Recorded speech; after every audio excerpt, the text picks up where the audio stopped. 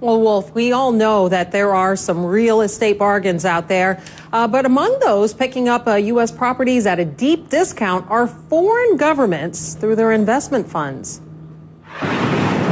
Real estate attorney Edward Mermelstein says Manhattan and Washington, D.C. have been a hotbed of activity, and among those buying, foreign governments through their sovereign wealth investment funds, government money used to invest globally. Primarily, I would say Class A office properties. There's definitely a lot of activity also in the multifamily sector.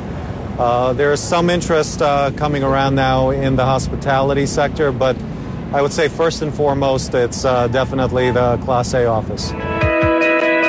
Introducing City Center DC, the dynamic heart of the United States capital city. The government of Qatar's investment unit now owns 10 acres of the new City Center DC.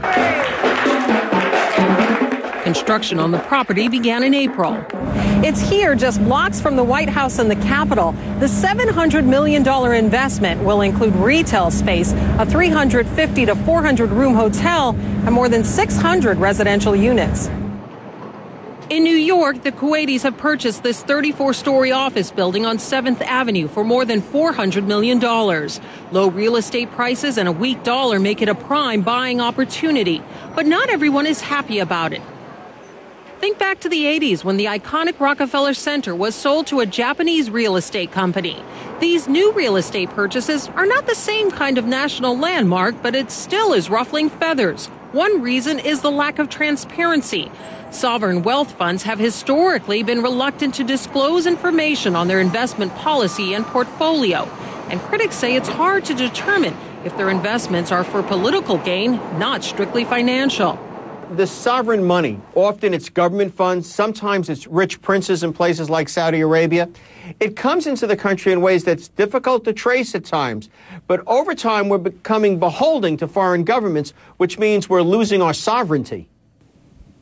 But others, including Edwin Truman, who has written extensively on sovereign wealth funds, sees it as a good thing, a critical boost to an ailing real estate market.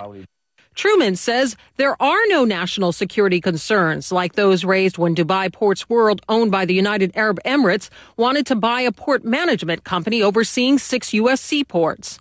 It's an arm's-length transaction, and I have no basis to think that it isn't. It's why not? The more money that comes into U.S. real estate, bids up prices. It adds to the tax revenue of Washington, D.C.